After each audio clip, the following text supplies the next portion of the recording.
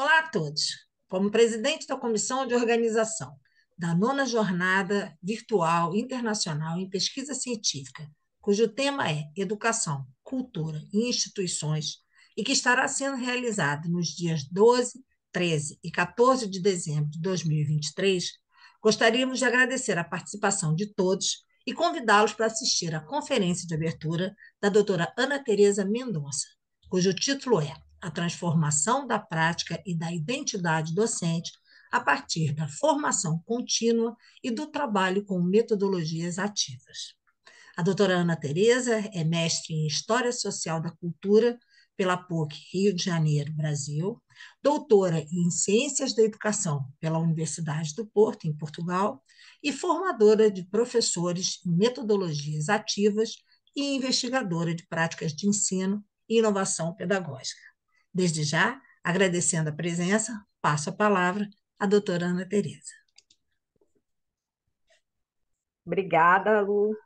Eu vou compartilhar aqui com vocês o meu PowerPoint, que depois, se vocês quiserem, pode ficar disponibilizado também. Então, vamos lá. Olá a todos os participantes aqui da nona Jornada Virtual Internacional em Pesquisa Científica, né, cujo tema esse ano é Educação, Cultura e Instituições, né? Como a Lu falou aí, o meu nome é Ana Tereza Mendonça, eu sou mestre em História Social da Cultura pela PUC Rio, no Brasil, e doutora em Ciências da Educação pela Universidade do Porto, em Portugal. Né? Trabalho como formadora de professores, investigadora de práticas de ensino e inovação pedagógica. Né? E eu intitulei, então, essa conferência de abertura A Transformação da Prática e da Identidade Docente a partir da formação contínua e do trabalho com metodologias ativas. Por quê? Porque essa conferência ela é um recorte da minha tese de doutoramento, que foi apresentada à Faculdade de Psicologia e de Ciências da Educação da Universidade do Porto, em 2021, orientada pela professora doutora Ariana Cosme, e que tinha como título A Transformação das Práticas Profissionais Docentes, tendo como referência a metodologia de telesala, um estudo de caso de professores que trabalharam no programa Autonomia entre 2009 e 2015. Bom, para a gente começar a nossa conversa, a gente precisa pensar um pouquinho sobre como é, né, como era e como ainda é o ensino na escola tradicional. Né? A escola, que é a instituição moderna por excelência, né, ela surge enquanto instituição de massas nessa virada aí do século XVIII para o século XIX, né, o século das luzes, do iluminismo. Então, a modernidade, né, o conceito de modernidade pode ser considerado um projeto francês e europeu de levar, né, a civilização para o resto do mundo. Né? Então, esse princípio da escolaridade obrigatória, ele nasce junto com a gênese dos Estados-nação. E os Estados-nação precisavam, né, de uma nova ordem social que mantivesse um rígido controle sobre os comportamentos, tanto públicos quanto privados. A escola ela nasce também, né, os edifícios escolares, com uma casa própria. Né? Essa casa própria era um ambiente físico austero e que tinha grande visibilidade pública. Né? Então, esse modelo de educação escolar tradicional, ele excluía ou do acesso ou da conclusão da escolaridade aqueles alunos que não fossem passíveis de controle. Né? Então, o Nova diz aí para a gente que os ideais da Revolução Francesa, né, são uma intenção longamente incumprida. Né? Até hoje a gente não tem essa escola laica, obrigatória e pública. E como ensinar a mesma coisa a tantas crianças e adolescentes diferentes? Através de um exercício magistercêntrico, ou seja, né, através do exercício do professor. Né? Professor esse formado em escolas normais, né, que essa designação já revela também essa lógica de homogeneização que prevalece, né, na edificação dos grandes sistemas públicos de ensino. Né? Então, essa corrente educacional politicamente conservadora, a gente chama de paradigma pedagógico da instrução. Né? O ato de instruir, né, enquanto aí uma transmissão expositiva, né, de conteúdos, dos conhecimentos científicos, onde a avaliação tem um cariz reprodutivo, de memorização de conteúdos, e a relação professor-aluno é uma relação basicamente autoritária. Esse conceito de educação bancária, né, de Freire, é um conceito muito conhecido do Paulo Freire, ele diz que nessa escola reguladora, a transmissão é feita através do currículo e para alguém que, para além de outros poderes que é investido, é detentor e depositário, por isso bancário, desse saber, né? Mas essa lógica cumulativa, né, bancária, de depósito e não crítico-reflexiva, ela resume o saber mais em registros de informações do que na transformação do conhecimento, dessas informações em conhecimento, né? Ela faz menos perguntas e valoriza mais a resposta certa, né, punindo o erro com muito rigor. E o Paulo Freire diz para a gente que essa concepção é um equívoco, né? Porque enchido de conteúdos, né? Apenas memorizando esses conteúdos, sem se apropriar desses conteúdos, sem aplicar esses conteúdos em situações concretas, né? O aluno permanece numa posição de inautêntica sabedoria, ou seja, ele não aprende. E aí, a gente tem o Piaget que diz para a gente aí, dentro dessa lógica, né, de memorização de conteúdos, que dentre 5, 10, 20 anos após o ensino secundário, a gente esquece a maioria das informações que a gente aprendeu na escola, né? E que conquistar por si mesmo esse saber, né, ou seja, realizar pesquisas, vai levar o aluno a reter esse saber muito mais, né? Porque esse saber vai ter um significado para esse aluno.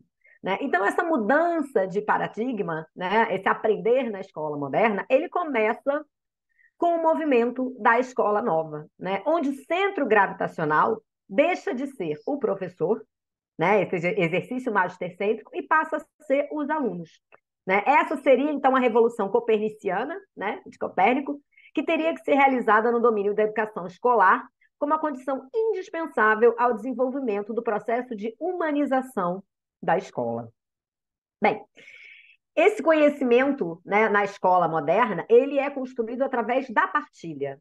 Né? A escola ativa, ela pressupõe, né, uma comunidade de trabalho, né, com alternâncias entre o trabalho individual e o trabalho em grupo, né, que são essas comunidades de trabalho. A avaliação também, né, e em função disso, no paradigma pedagógico da aprendizagem, ela vai privilegiar, então, a autoavaliação, a avaliação coletiva, né? E ela vai levar em conta ritmos diferentes de aprendizagem dos alunos. Bom, os espaços escolares também se transformam, né? Eles, além da sala de aula, né, eles extrapolam a sala de aulas e eles se abrem para espaços externos, né, dentro do ambiente escolar e fora do ambiente escolar, né? Ou seja, há uma flexibilização, há uma reorganização e uma ressignificação, né, da própria organização da sala de aula, que lá no paradigma da instrução é aquela sala de aula fábrica, né, em que os alunos estão todos sentados em fileira. Né? Aqui a gente já vê mais o círculo, enfim, a gente vê que as carteiras na sala de aula, elas permitem, né, uma flexibilização. Eles vão estar em círculo, eles vão estar em fileira, eles vão trabalhar em grupo, então você consegue movimentar, né, a sala de aula e assim movimentar a construção de conhecimento desses alunos. Bom, o foco acontece aqui, né? O foco do paradigma da aprendizagem, né? Na aprendizagem, ou seja, no aluno, ele acaba gerando, né, uma autossuficiência dos alunos, né? Em que desobriga, de uma certa forma, o professor de uma intencionalidade pedagógica e acaba por desvalorizar o patrimônio escolar, né? Que é função da escola, né? Não transmitir, né? Mas desenvolver, né? Então, e gera uma relação de desconfiança ao próprio ato de ensinar. Né? No paradigma da instrução, a gente tem uma relação de desconfiança com o ato de aprender, e no paradigma da aprendizagem, a gente tem uma desconfiança com o ato de ensinar. Né? E na versão mais radical, o ensino parece constituir um obstáculo, né, à aprendizagem. Mas, em vez da gente opor, né, se um paradigma da instrução privilegia o ato de ensinar, o professor. Se o paradigma da aprendizagem privilegia o ato de aprender, o aluno, né? É possível, então, repensar a prática pedagógica em função de um outro paradigma? Né? E aí, a gente diz que no campo da inovação pedagógica, né, não é o paradigma da aprendizagem que a gente deve opor ao paradigma da instrução, mas o paradigma da comunicação. Vamos ver o que é isso. Bem, o Merrier, ele alerta, né, o Felipe Merrier alerta o quanto que podia ser perigoso, né, na reflexão pedagógica quando a gente se deixa atrair por um dos três polos desse triângulo pedagógico do Husserl, né? Em triângulo onde tem, em cada polo, o aluno, o professor e o sabor, e o saber, né? No paradigma da instrução, o professor é mais valorizado, né? O saber que o professor tem é mais valorizado e o aluno é desvalorizado. No paradigma da aprendizagem, o aluno é valorizado, né? O saber que o aluno constrói, né, desenvolve sozinho e o professor é desvalorizado. Então, nesse paradigma alternativo, né, nesse ensinar e aprender em uma nova escola, nesse paradigma da comunicação, nem os professores, nem os alunos, nem o saber podem ser remetidos a esse lugar do terceiro excluído, né? Nenhum desses personagens, nenhuma dessas personagens é excluída, né, desse processo de ensino-aprendizagem. Por quê? Porque aprender é se comunicar de forma dialógica, né, como o Paulo Freire traz para a gente também, né, e como que é essa forma dialógica, né? A procura dessa informação, né, ela é feita através da discussão, da interpelação, da reflexão, né? Ela que vai constituir as condições mais decisivas do processo de ensino-aprendizagem. Em resumo, né, o Piaget resume para a gente. O princípio fundamental dos métodos ativos, né, ele só pode se beneficiar com a história da ciência. Ou seja, ele não abre mão do saber, né, que é desvalorizado no paradigma da aprendizagem. Mas ele entende esse saber enquanto um compreender, inventar e reconstruir através dessa invenção, né? Então é como se a gente tivesse um saber escolar, né, mas o aluno também traz um saber, né? E há aí uma construção e uma desconstrução, né, desses saberes, que são saberes diferentes, mas que não são saberes maiores nem menores, como diz também o Paulo Freire. Então, essa evolução do paradigma, ela teve, né, mais um paradigma, ela teve início com a abertura de novas oportunidades de aprendizagem, né, quando a escola se abre para novos públicos escolares. Né? Então, Perrenot diz que foi necessário um século de escolaridade obrigatória, né, para se começar a questionar o modelo do paradigma da instrução, opondo a ele um modelo mais centrado nos aprendizes, mas esse paradigma da comunicação, as novas metodologias, elas colocam o professor novamente no centro, né? Então, o professor é um elemento insubstituível, não só na promoção das aprendizagens, mas também na construção de processos de inclusão que respondam a esses desafios da diversidade, né? Dessa escola que se abre para novos públicos escolares, não é mais uma escola, mesmo que pública, para a formação da elite. O Perrenot, ele traz para a gente, então, né, a gente volta com o conceito de ensinar, né, mas ele traz para a gente novas competências para ensinar, né? Ou seja, o professor precisa saber os saberes pedagógicos, ele precisa conhecer os princípios educacionais e sistemas de ensino, ele precisa saber planejar e organizar aulas tanto individuais quanto em grupo, e ele precisa contextualizar e problematizar esses conteúdos científicos para que ele faça sentido para aqueles alunos, para que eles possam ser construídos e desconstruídos, né, e transformados em novos conteúdos, né? Porque conhecer os conteúdos, né, conhecer por conhecer, é a menor das coisas quando a gente pretende, né, instruir, ensinar alguém. E também precisa saber ensinar, né? Ou seja, precisa saber relacionar esse conteúdo, né, esses conteúdos às situações de aprendizagem, né? Esse professor no paradigma da comunicação, ele não está mais dando aulas expositivas, né, que era a maior característica do paradigma da instrução, né? E precisa também ter vontade de conceber situações didáticas ótimas, né, que distanciem-se dessa aula magistral, né, dessa aula oral, dessa aula expositiva, e também se distancie daquela resolução clássica de exercícios, né, onde os alunos individualmente, né, sentados em fileira, vão realizar os exercícios que estão propostos no livro didático. Bem, então, qual foi o contexto da minha investigação, né, no meu doutoramento? O contexto é esse contexto aí entre as últimas décadas do século XX, né, um período que a gente chama de pós-redemocratização, tanto para o Brasil quanto para Portugal, em que a gente tenta resolver um problema quantitativo, né, que é um problema de matrícula e frequência das crianças em idade escolar nas escolas. Resolvido, entre aspas, né, esse problema quantitativo, na verdade, as crianças passam a ter acesso, isso não significa que elas vão acessar, né, mas elas passam a ter o direito e a obrigatoriedade, mas a gente sabe que isso ainda também não é muito cumprido, né? Nas primeiras décadas do século XXI, né?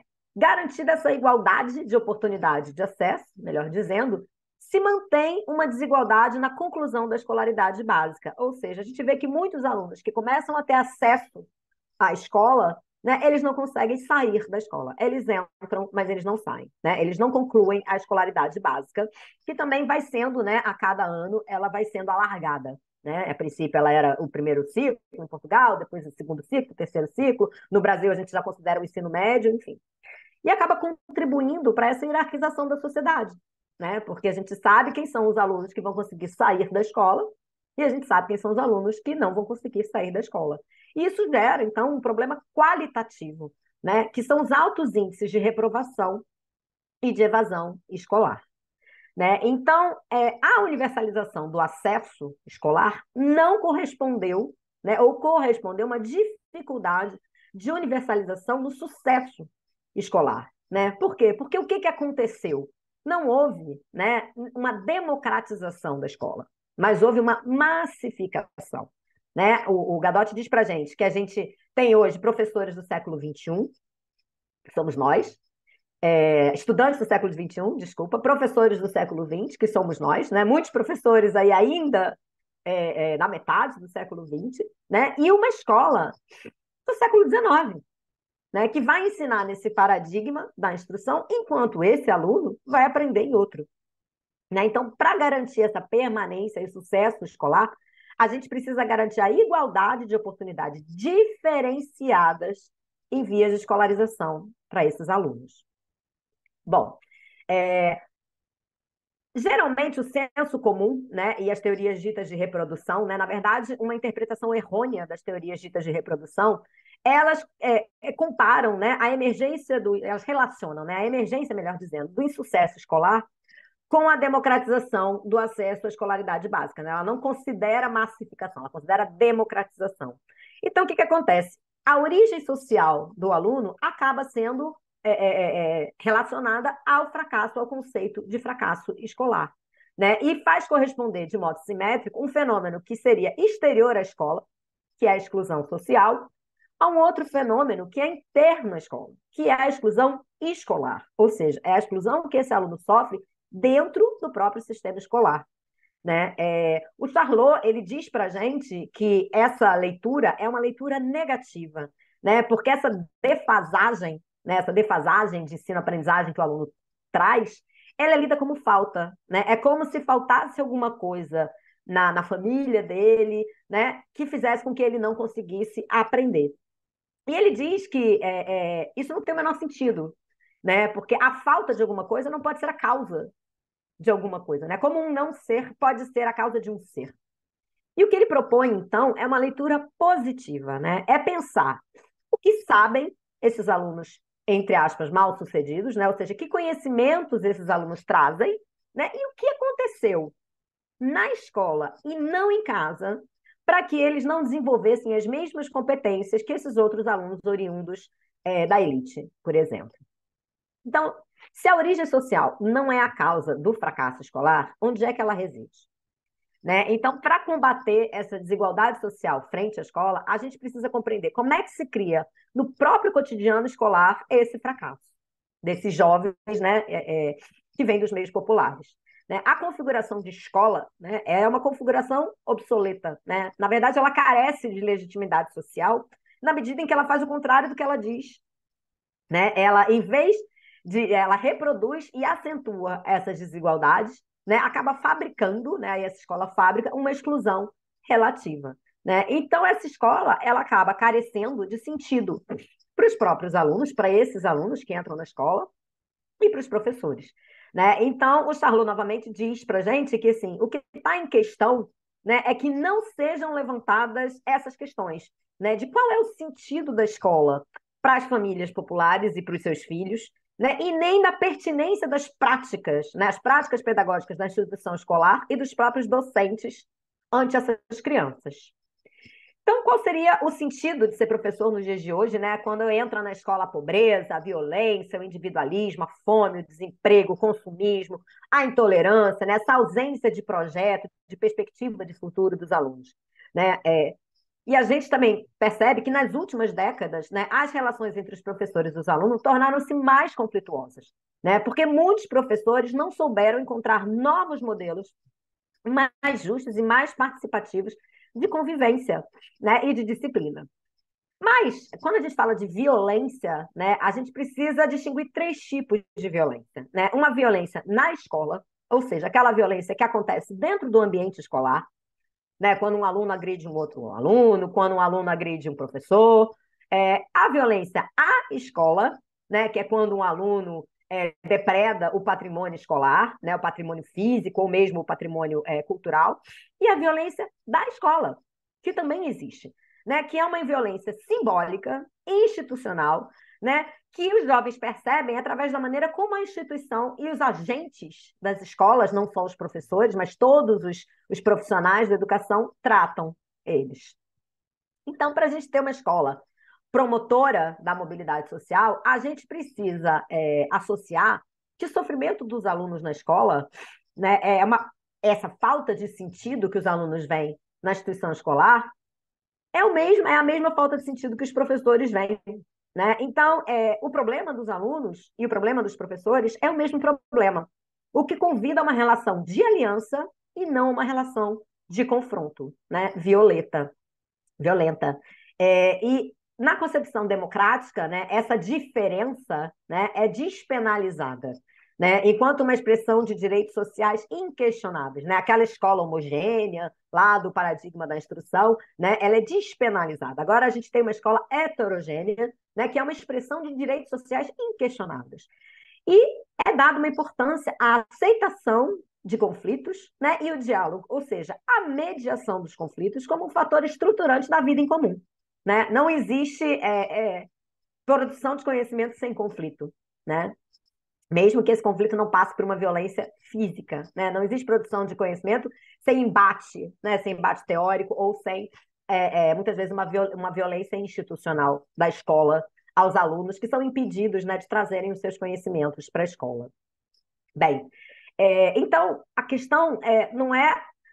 A gente tenta falar de uma sociedade que a escolarização é obrigatória, né? O aluno é obrigado a frequentar a escola, mas a gente não garante que a aprendizagem desse aluno seja obrigatória, né? Então, muitas vezes os alunos estão presentes fisicamente na escola, né? Mas eles nunca entraram nessa lógica simbólica da escola, né? A gente percebe que muitas vezes a gente vê que os alunos gostam da escola, né? Eles gostam de chegar no portão, eles gostam de chegar no pátio, eles gostam de encontrar com os colegas, eles estão felizes, motivados, eles têm desejo, eles têm prazer em estar no ambiente escolar.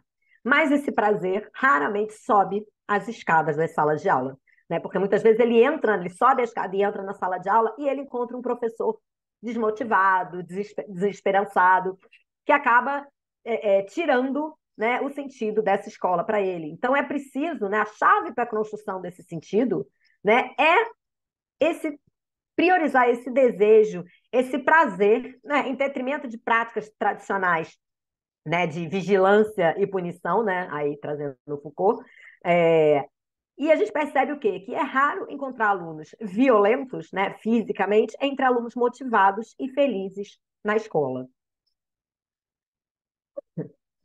Peço desculpas aqui, deixa eu só beber uma aguinha, que eu estou com uma crise de asma.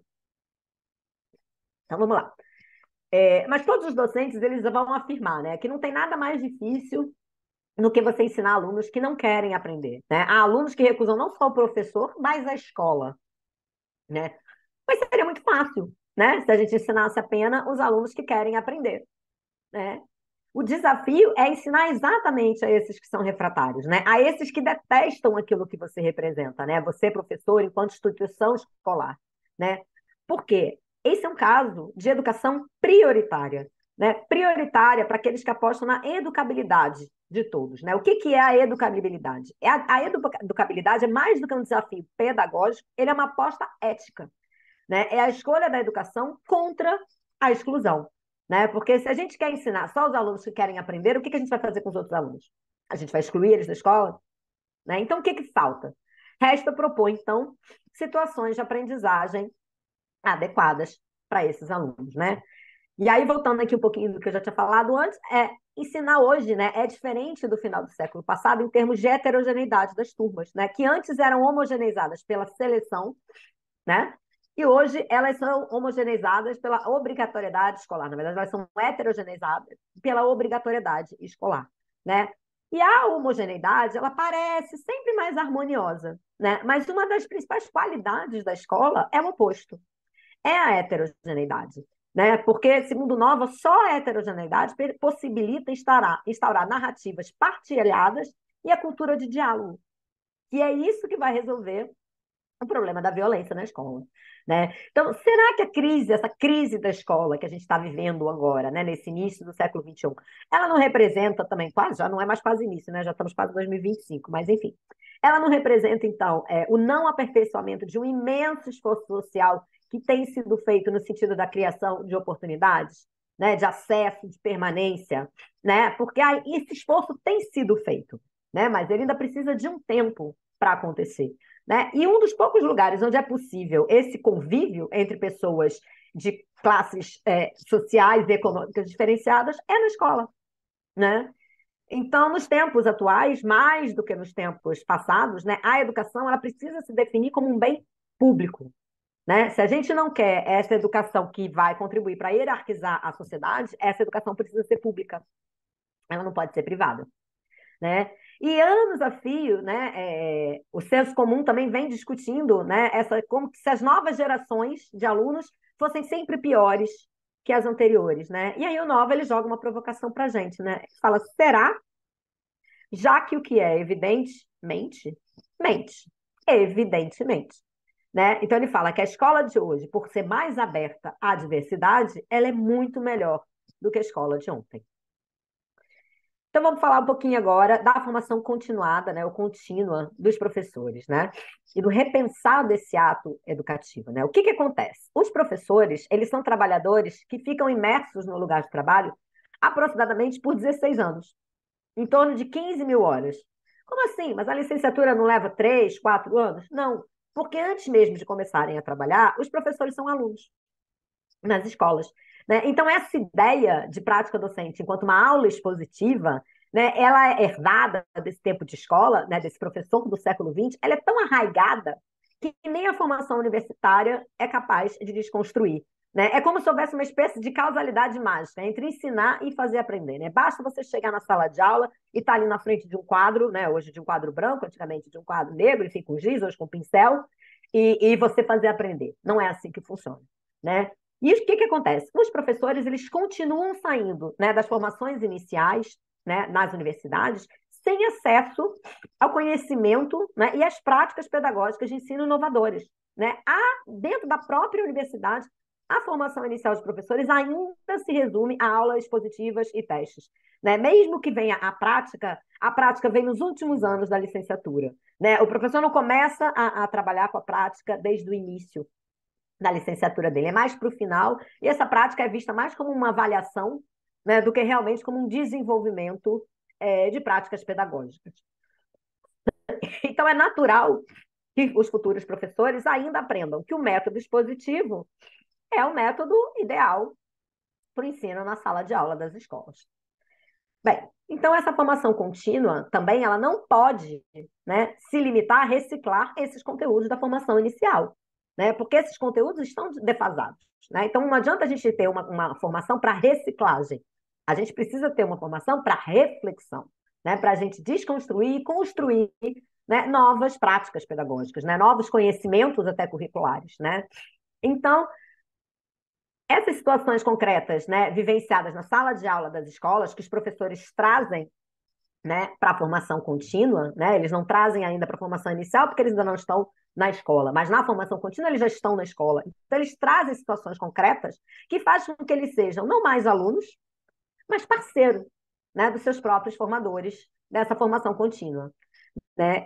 O Tardif diz para a gente também que se uma pessoa ensina durante 30 anos, ela não faz simplesmente alguma coisa, ela faz também alguma coisa de si mesma, né? Ou seja, a identidade pessoal do professor, ela é carregada de marcas da sua prática profissional, né? Parece que o professor tem um ethos próprio, né? Então, isso implica que os professores se preparem para um trabalho sobre si próprios, né? Sobre esse ethos professor, né? Para um trabalho de autorreflexão, de autoanálise, né? Então, um momento fundamental da formação permanente de professores, nessa formação contínua, é o da reflexão sobre essa prática de sala de aula, né? Sobre essas experiências concretas que eles vivenciam na sala de aula das escolas. Porque quando a gente pergunta, né, quando a gente interroga esses professores a respeito dos seus saberes docentes, né, eles se referem a esses saberes que eles desenvolvem na prática de aula, né, que brotam da experiência e são por ela validados. Eles não se referem aos conhecimentos teóricos oriundos da formação universitária. Né? Muitas vezes esses conteúdos teóricos, quando eles chegam na sala de aula, eles não fazem muito sentido, né? Eles não servem para nada, que a gente gosta de dizer. Né? Então, uma vez que eles relatam que não identificam mudanças significativas na formação inicial, eles destacam, né, o contributo imprescindível da formação continuada, né, enquanto um lugar de reflexão sobre esses novos paradigmas pedagógicos, né, através dos quais essas mudanças se dão. Né, essas mudanças de uma escola mais democrática, não só massificada, mas de uma escola também mais inclusiva. Peço desculpas novamente. Então, daí, né, a importância de investigar práticas pedagógicas inovadoras que emergem desses contextos escolares, né, para construir uma base de conhecimentos úteis à formação inicial e contínua dos professores e também às políticas públicas de educação, né, que muitas vezes também vêm de cima para baixo, né, e não são formuladas por esses professores. Né? Então, a gênese das metodologias ativas, né, ela é pautada numa crítica a essas didáticas tradicionais, né, e elas se apresentam como alternativas a todos aqueles que não estão satisfeitos com as formas clássicas do ensino. Então, hoje, os sistemas de ensino ainda investem, né, na formação dos professores, numa formação individualista, né, competitiva, né, quando o mais importante era que o professor fosse formado para um projeto político-pedagógico. Né? Então, é preciso romper essa concepção meritocrática, essa concepção neoliberal de individualismo, de competição, né, entre os professores, e entender, né, que o professor ele tem um projeto político-pedagógico. Né? Então, essa comunicação entre os professores, né, da mesma forma que a gente tem os conflitos entre os alunos, a gente tem os conflitos entre os alunos e os professores, nas formações de professores iniciais, nas formações continuadas, a gente também tem esses obstáculos aí na comunicação entre os professores. Mas isso também é um caminho, né? Porque é a partilha, né? Não só dos desafios, mas também das conquistas, que permite, né, que esses professores troquem, né, que essas conquistas não fiquem isoladas, não fiquem individuais, não sejam individuais, mas que a conquista de um professor numa sala, por exemplo, uma atividade que ele desenvolveu, ele pode dar aquela atividade como um exemplo para um outro professor, né? E os próprios problemas também não se acumulem, né? Porque o professor ele já sofre, né, um mal-estar docente, né? Ele já tem um acúmulo aí, a escola tem um acúmulo de função hoje, né? O professor tem um acúmulo de função, né? Então, assim, são muitos problemas que se acumulam. E quando a gente divide os problemas, né, eles ficam mais leves, né? Quando a gente divide os problemas, da mesma forma que quando a gente divide as conquistas, né, a conquista de um pode ser experimentada como a conquista de outro, e a resolução dos problemas de um pode ser experimentada para resolver o problema de outro. Né? Então, essa troca, essa comunicação, ela é muito mais um caminho do que um obstáculo. Né? Então, essa inovação educativa, né, essas metodologias ativas, elas vão estar sempre, elas vão ser sempre desenvolvidas, né? A formação dos professores vai ser sempre desenvolvida através de equipas, né? Com professores que, mesmo que trabalhem individualmente, né, nas suas salas de aula, eles estão ali nas formações continuadas e têm em comum, né, os êxitos e os fracassos. Então, ali está para trocar esses êxitos e esses fracassos com os seus alunos. Bem, então, novo paradigma pedagógico, né, traz também, né, um ineditismo desses desafios. Né? Quando a gente fala desses obstáculos, quando a gente fala desses problemas, ou melhor, quando a gente fala dessas situações, problemas, a gente está falando de ineditismos dessa escola. Né? Essa escola que é heterogênea, essa escola que se pretende democrática, inclusiva, enfim. Então, isso traz para o professor um grau muito grande de insegurança, muito alto de insegurança, né? Que exige um investimento profissional que sozinho ele não vai conseguir, né? Então, ele precisa realmente trabalhar em equipa, ele precisa realmente dividir essas angústias e essas conquistas com os outros professores.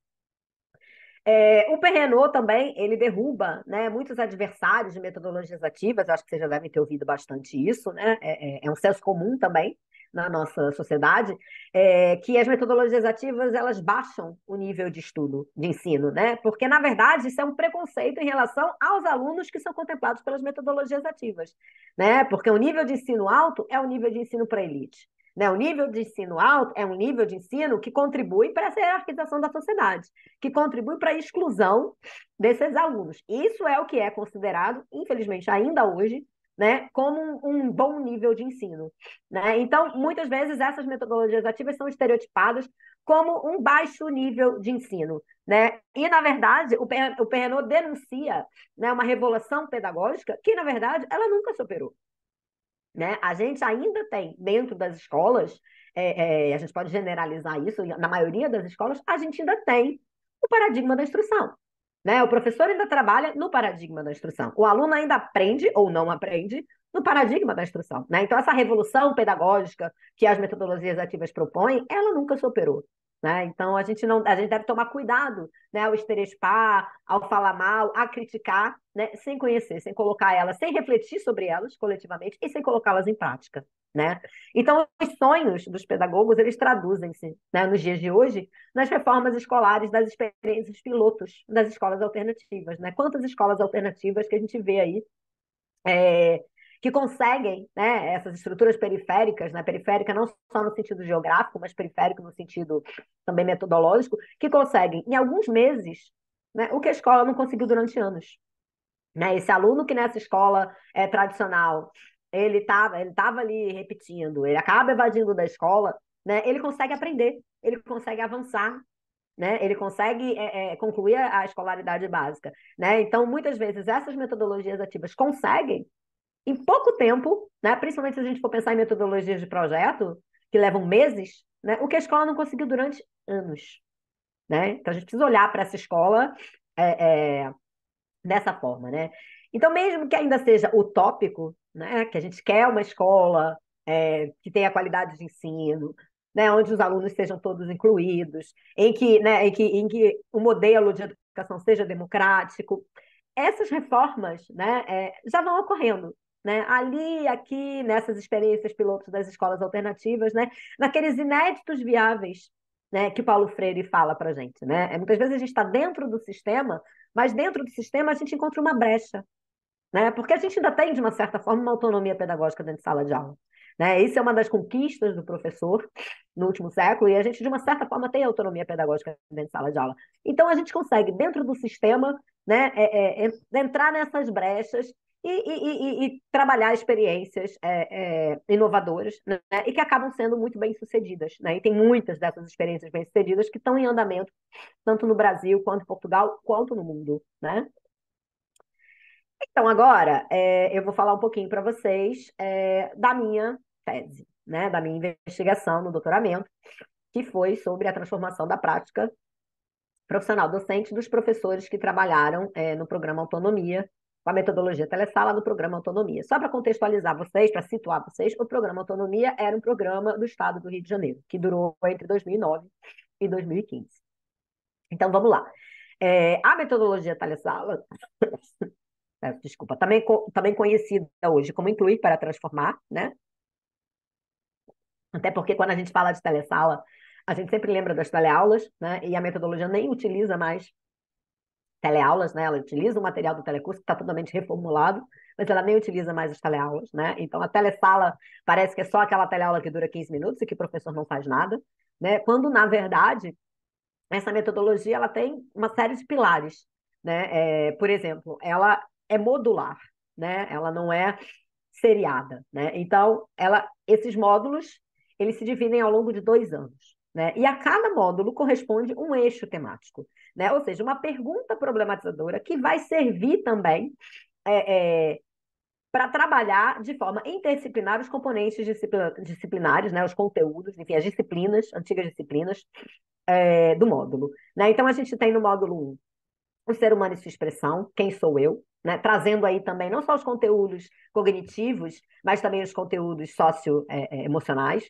né? Que é um trabalho que a gente precisa fazer na escola, né? Quando essa escola que o Nova fala, né? Essa escola que se expande, né? Ela precisa se retrair no sentido do professor refletir sobre a prática dele, né? Mas é uma escola que se expande, né? Então a gente tem que trazer esses conteúdos socioemocionais para a escola, porque é papel da escola, sim, né? Quando a gente fala né, quando a gente volta lá nas teorias ditas de reprodução, né, e a gente associa a exclusão social com a exclusão escolar, né, a gente acaba dizendo que esse aluno, então, ele não tem capacidade para aprender, né, e que a escola é para ensinar português, matemática, história, geografia, ciências, né, quando não. Né? Quando o ensino de história, geografia, matemática, português, ciências, ele está o tempo inteiro contextualizado, né, problematizado na realidade desses alunos. Né? Então, a gente trabalha também esses conteúdos socioemocionais. No módulo 2, né, a gente tem aí onde estou, né, o ser humano interagindo com o espaço. No módulo 3, a gente tem para onde vou, né, o ser humano em ação. E no módulo 4, qual a minha missão no mundo? Né? O ser humano e a sua participação social. Né? Missão aí não entendida como vocação, né? E nem missão no sentido religioso, mas missão entendida como participação social. Né? O que a gente quer formar? É um aluno, né, cidadão? Né? É um aluno participativo, ativo na sociedade? Então, a gente precisa trabalhar essa participação social dele em sala de aula. A organização do espaço na metodologia, ela é em círculo. Né? As carteiras não estão mais disponíveis em forma de fileira, como é naquela escola fábrica, né? do paradigma da instrução. Mas é sempre em círculo? Não, é porque o círculo ele permite essa flexibilização. Né? Então, o ciclo permite que, se tem uma avaliação externa, o aluno sente em fileiras. O ciclo permite que, se ele faça um trabalho de grupo, ele mais rapidamente, mais facilmente, ele se organiza em grupos, né? Junte as carteiras, junte as mesas, enfim, dependendo do que a sala de aula disponibilizar para ele. Né? E o círculo, ele permite o quê? Né? O círculo é o que permite essa comunicação. Né? Que todos os alunos se vejam, que todos os alunos se escutem, que todos os alunos falem, e o professor está dentro desse círculo. Né? Porque esse professor, na metodologia Tressala, ele é um professor mediador. Né? Ele não é um facilitador das aprendizagens, ele é um interlocutor qualificado. Né? Ele está ali no paradigma da comunicação, ele não está no paradigma da aprendizagem, onde ele é apenas um facilitador. Né? Mas ele é um mediador pedagógico. Então, ele está mediando as atividades dos alunos em sala de aula, a construção de conhecimento por parte daqueles alunos, ele também traz conhecimento, então ele também está dentro daquele círculo. Os alunos também, né, eles têm esse protagonismo, né, eles são atores e autores, né, também do seu próprio conhecimento, da sua própria construção do conhecimento. Então, eles são divididos em 4 equipes. Né? A equipe de socialização, que pelo nome a gente já percebe o que eles fazem em sala de aula. Né? A equipe de coordenação, a equipe de síntese, que vai ser aquela equipe que vai estar, né, vai cuidar mais das aprendizagens, né? E a equipe de avaliação. Né? A equipe de avaliação, ela não tem como proposta avaliar as aprendizagens, ela tem como proposta essa autoavaliação, né? Essa avaliação coletiva, essa avaliação, inclusive, do professor. Né? Essa avaliação das aprendizagens, como vocês podem ver no outro organograma. E os alunos escrevem também, não só os alunos, mas o professor também, escrevem o seu memorial. Né? O que é o memorial? O memorial do professor não é um diário de classe. O memorial do aluno não é um caderno. Né? O memorial, ele é um instrumento de reflexão crítica sobre esse processo de ensino-aprendizagem. Né? Então, ali ele vai escrever, ali ele vai registrar através de diversas linguagens, né? Porque a gente sabe que nem todos os alunos gostam de escrever, né? A gente precisa desenvolver também esse prazer pela escrita, pela leitura, mas muitos desenham perfeitamente, né? Então, o estudante, o professor, vai escrever o seu memorial e a sala também. Ou seja, existe um memorial que é escrito, eu gosto de dizer, às quatro mãos, né? Coletivamente. E a avaliação dentro da metodologia, enquanto uma avaliação, né, dentro da concepção de metodologia ativa, ela é diagnóstica, né? O tempo inteiro ela serve como diagnose, né? Ela é intermediária, né? Ou seja, ela é formativa, né? Ela é durante o processo, né, de ensino-aprendizagem, ela vai acontecendo o tempo todo, né? Ela não é pontual, a gente não avalia apenas uma prova, né? Tudo é instrumento de avaliação na sala de aula, o trabalho com as equipes, o memorial, o trabalho com os eixos temáticos, enfim. E ela é, no final, somativa, né? Porque a gente precisa transformar, né, essa aprendizagem qualitativa, né, em quantitativa. A gente precisa gerar uma nota, infelizmente, né? Mas o nosso sistema ainda funciona através de notas, para que esse aluno seja aprovado ou não, né? Porque também acontece, né? Mas a gente percebe que assim, o número de alunos que aprendem, né? Não é o número de alunos que são aprovados, né? E que avançam na escolaridade básica. O número de alunos que aprende com sentido, com significado, é muito maior, né? E dentro da sala de aula, né? Como eu falei, a metodologia é dividida em quatro módulos e a cada módulo são trabalhadas X componentes curriculares, né? X disciplinas, né? Todas as disciplinas não são trabalhadas durante todo o módulo, né? Todos os módulos. Então, a gente vai ter um módulo que, por exemplo, língua portuguesa e matemática sempre perpassam os quatro módulos, né? Mas a gente vai ter dois módulos para trabalho de história, né? A gente não vai ter história nos quatro módulos. Enfim, mas isso significa que não tem história em língua portuguesa? Isso significa que não tem história em matemática? Né? O tempo inteiro a gente está trabalhando de forma interdisciplinar, né? E o nosso passo pedagógico, né, que é essa mandala, ele começa, né? Como que é a nosso dia a dia na sala de aula?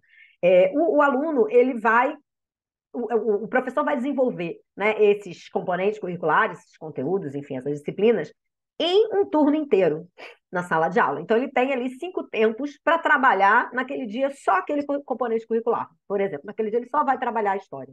Então, ele tem tempo, né, para trabalhar com atividades lúdicas, com atividades com outras plásticas, com atividades dramáticas, com atividades musicais, com atividades, enfim.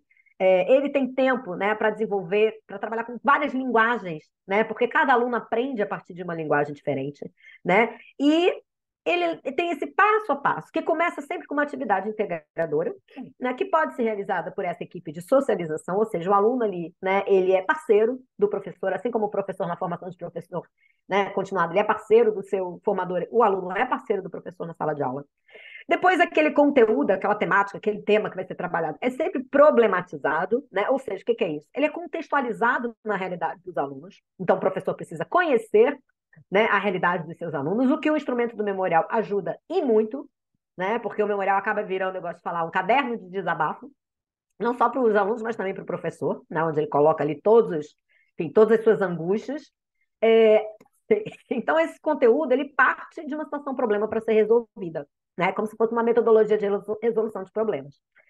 Depois ele tem um objeto de aprendizagem, né? Ou seja, que era o momento da antiga teleaula, que né, aqui não precisa ser um vídeo, mas muitas vezes é utilizado o vídeo para você trabalhar com uma outra linguagem audiovisual, né? Se você utilizou uma linguagem audiovisual, você tem que fazer uma leitura de mídia, né? Da mesma forma que na atividade com o livro-texto, o aluno lê um texto, né? Ele precisa interpretar esse texto. Quando a gente lê um texto imagético, quando a gente lê uma mídia, né, uma mídia audiovisual, a gente precisa também fazer a leitura dessa mídia, né, interpretar esse texto. Depois ele trabalha com essas atividades complementares, que é uma forma mais lúdica, né, e que ele vai utilizar essas diversas linguagens plásticas, dramáticas, musicais, enfim, para como se ele estivesse sintetizando, né, e concluindo a aprendizagem dele, né, geralmente é em grupo, e depois os alunos socializam. E a avaliação das aprendizagens, que é a avaliação do dia, né, que é a autoavaliação, é a avaliação coletiva, é a avaliação do professor, é a avaliação daquela aula, não é uma avaliação pontual, não é uma avaliação para aferir o conteúdo aprendido. Essa avaliação das aprendizagens também pode ser realizada pela equipe de avaliação. Então, só alguns esclarecimentos aqui. Então, já falei aqui, né, que a metodologia Telesala e o programa Autonomia, eles apenas utilizam o material do telecurso. Ela não é o telecurso, né? Ou seja, ela não é uma política de educação, não é uma EAD, né? Ela é uma metodologia que é utilizada presencialmente em escolas públicas e municipais municipais e estaduais brasileiras, com a mediação de um professor da rede, né, um professor contratado ou concursado, ou mesmo concursado, né? Ela também não é educação de jovens e adultos, né? Ela é uma política pública de aceleração de estudo e correção de fluxo para a conclusão dessa escolaridade básica nesses alunos que têm distorção de idade e ano. Né? Então, ela não é uma educação de jovens e adultos. Ela também não é uma formação profissional, né? O aluno não sai ali com uma formação profissional, ele sai ali com uma formação científica, né? E qual foi o meu objetivo aqui nessa tese? Né? Não foi eleger a metodologia telesala como ideal, muito menos avaliar o programa Autonomia. Né? Para isso, a gente tem avaliações externas. Né? E também muito menos discutir essa seara aí, que é bastante polêmica, né? Da parceria público-privada, né? E da entrada das políticas educacionais neoliberais no ensino público.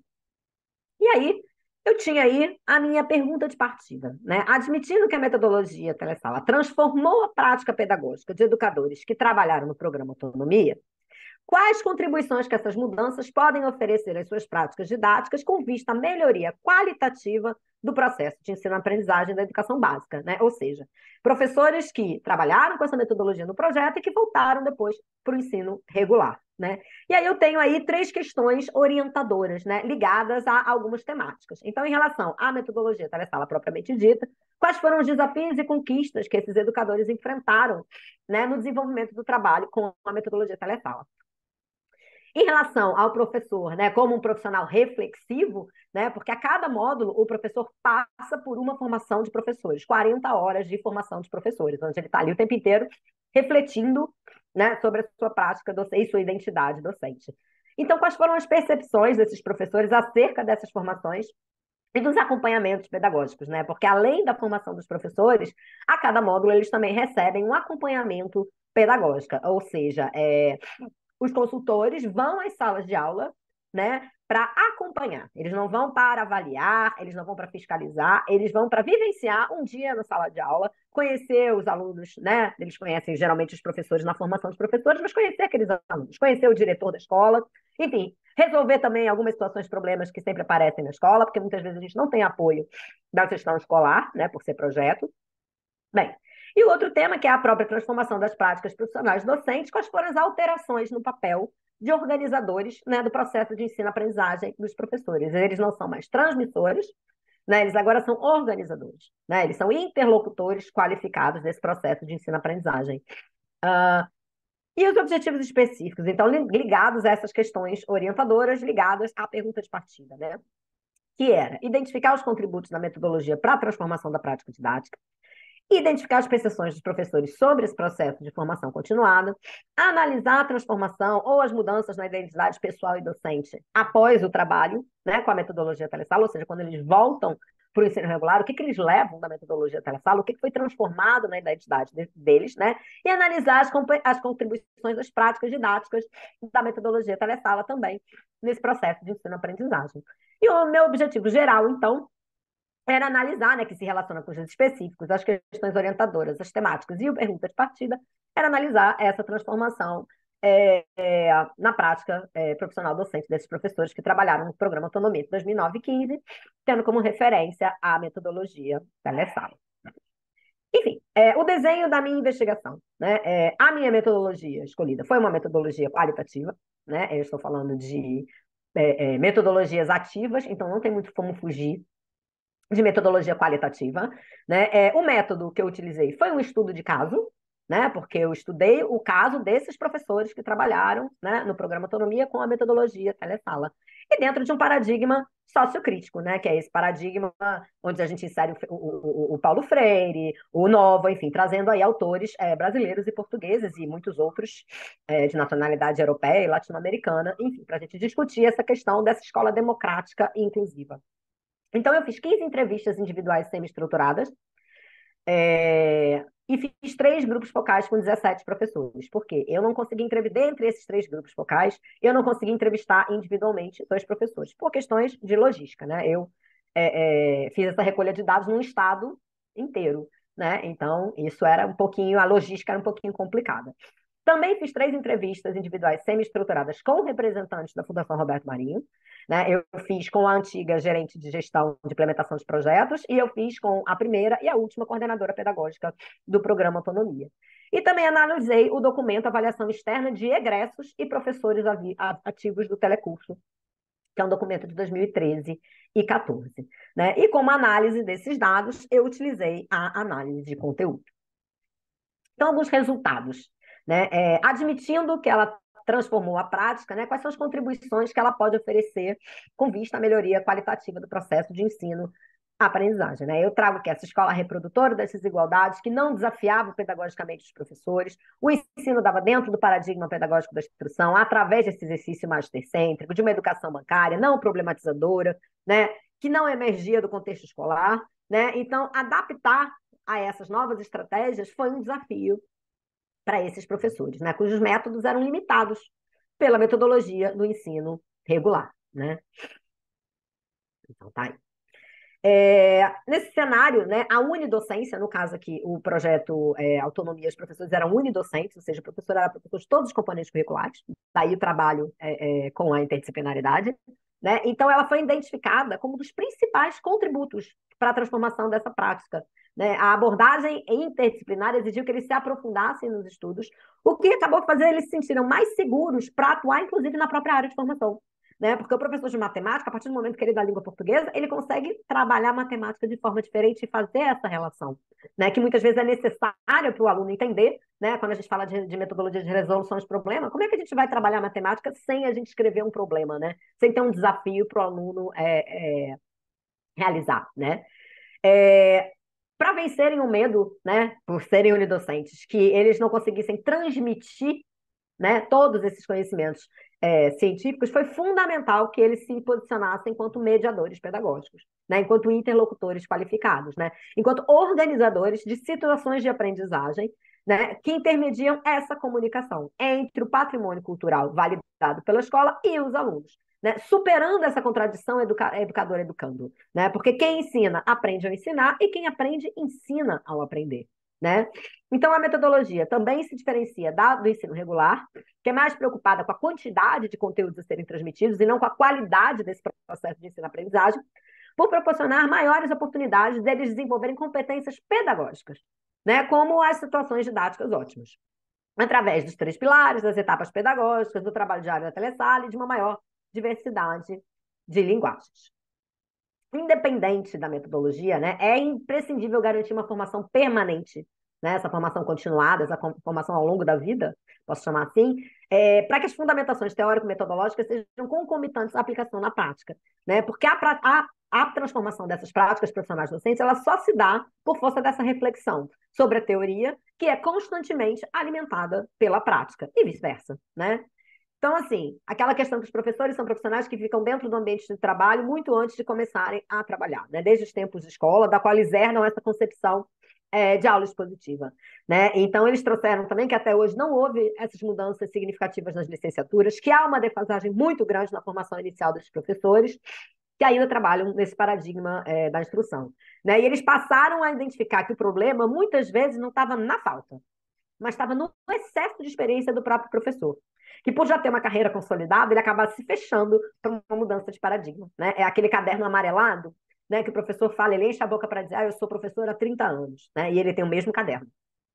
Enfim, né? Ele não é professor há 30 anos, ele é professor há 1 ano, porque tem 30 anos que ele usa o mesmo caderno amarelado. Né?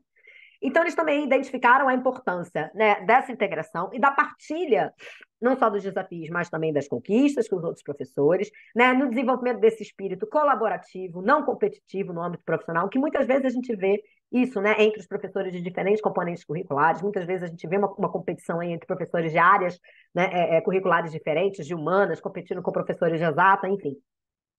Que não acontecia entre os professores no ensino regular, né, onde cada vez mais a gente ouve falar em falta de cooperação, em falta de espírito de equipa, né? Então, eles vivenciaram o oposto disso. E aí, né, a prática didática desses professores, ela pode, então, ser claramente marcada pelo antes e depois da vivência deles no programa Autonomia, né? E eles comentaram que eles relataram que eles só puderam observar o quanto que ela estava modificada quando eles voltaram a dar aula no ensino regular e eles conseguiram inserir algumas práticas que eles desenvolveram no trabalho com a metodologia telesala. Então, eles tiveram a oportunidade de vivenciar uma prática mais dialógica, né, que valoriza diferentes saberes, experiências prévias dos educandos, né, aquela contextualização, aquela problematização. E hoje, para eles, é impossível pensar em expor um conteúdo no quadro sem antes problematizar, contextualizar na realidade desses alunos, porque senão esse conteúdo não faz sentido, né, senão a produção de significados para os alunos fica comprometida. Né? Essa postura, né, que eu chamo de ponto de interrogação, também faz com que se coloque em dúvida se aplicando uma avaliação pontual, né, uma prova, um teste, uma prova múltipla escolha, vamos dizer assim, e quantificando ela em uma nota, que eles vão conseguir fazer com que os alunos concluam a escolaridade básica. Né? Então, hoje eles conseguem enxergar esses alunos muito além dos números, né? E eles avaliam esses alunos de forma diversificada e de forma processual. E esse índice, né, de reprovação e de evasão caiu significativamente. Então, eles se desenvolveram não só intelectualmente, né, mas também o social. Né? Eles trouxeram também a questão da maturidade profissional. Eles disseram que antes eles eram imaturos porque eles eram professores por serem professores. E hoje eles têm uma outra visão da educação, né? Mais inclusiva, mais democrática. Né? Então, essa questão da transformação da sociedade saiu do discurso, né? E possibilitou a eles refletir o porquê. Para quê? Para quem? E principalmente contra quem educar. Né? Porque a gente educa contra esse sistema, a gente educa contra esse paradigma da instrução, a gente educa contra essa escola que não é, inclusive, democrática. Né? E aí a questão dos conflitos, né? Como um conflito como uma coisa que gera mudança, né? Transformação. E que, apesar de se sentirem limitados pelas metodologias instrutivas, né, as ativas tiram eles da zona de conforto. Né? Então, a médio e longo prazo, eles acabam recorrendo a esses discursos hábeis de desculpabilização. Né? E alguns retornaram à antiga prática escolar. Né? Porque as metodologias ativas, elas dão trabalho, elas dão mais trabalho. Né? E também o fracasso de algumas políticas públicas também contribui para que eles sejam céticos a cada nova política pública, né? A cada nova implementação de um projeto, enfim, dentro da rede. Né? Então, também eles perceberam uma atitude de indisposição e desinvestimento na formação continuada, né? Por causa desses discursos de caráter conservador e nostálgico, né? Essa escola, no meu tempo de escola, né? No meu tempo, os alunos, né? Só que esse tempo não era um tempo democrático, esse tempo não era um tempo inclusivo. Esse tempo é o tempo responsável por hoje a gente ter essa violência dentro do ambiente escolar, né? Então, se o problema dos alunos está relacionado à falta de sentido, é o mesmo problema dos professores, né? Então, eles precisam desencostar, né, desse muro das lamentações que muitas vezes o professor se coloca, né, e enfrentar essa crise de sentido, né? Que ela é causada pela ausência dessa reflexão sobre a prática e identidade docente, né? Parece que o professor ele se formou ali na licenciatura, ele nunca mais pensou sobre isso, né? E essa mudança qualitativa ressignificou a prática profissional deles, né? Porque fez que esses professores que sofriam, né, desse conceito do mal-estar docente, pensavam em desistir de lecionar, ou já estavam próximos em se aposentar, eles resgataram o encantamento que eles tinham lá no início da profissão. Né? E é muito curioso que alguns desses professores fizeram outras licenciaturas, né, porque trabalharam com a interdisciplinaridade, trabalharam com outros componentes curriculares, fizeram outras licenciaturas, muitas vezes fora da sua área, né, professores de ciências humanas fizeram licenciaturas em exatas, né, ou se tornaram coordenadores pedagógicos e diretores de escola, aplicando, né, com os seus professores na escola, alguns dos pilares da metodologia.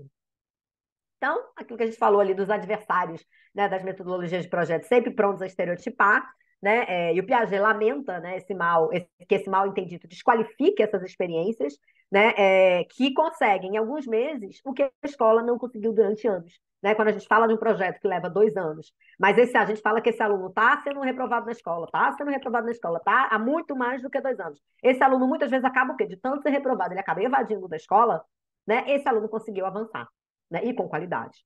Então, independente, né, dos resultados do programa Autonomia, porque o meu objetivo aqui não era avaliar, né, o programa, existem outras práticas educadoras, né, que estão em andamento no Brasil, Portugal, no mundo,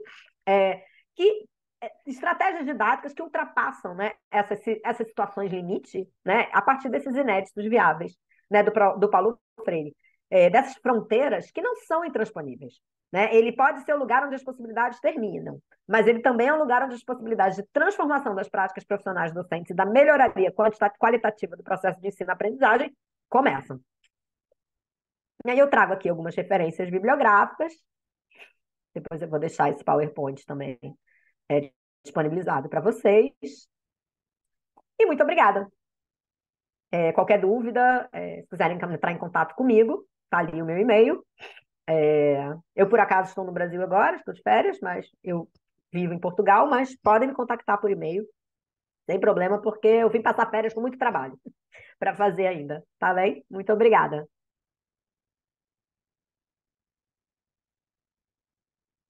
Mais uma vez, eu agradeço muitíssimo a presença da doutora Ana Tereza, reafirmando que foi um grande prazer ouvi-la. E é muito importante, inclusive, nós percebermos essas identificações entre as formas de educação do Brasil, de Portugal. Esse tipo de estudos sobre a educação são fundamentais para a evolução da nossa sociedade, com toda certeza. Nós dependemos deles para podermos andar para frente, para podermos seguir adiante com os processos evolutivos na educação. Então, muito obrigada. A nona Obrigada, eu. jornada, a nona jornada virtual internacional em pesquisa científica é uma realização do Conjugare, com apoio da editora Cravo, sendo sua realização nos dias 12, 13 e 14 de dezembro de 2023.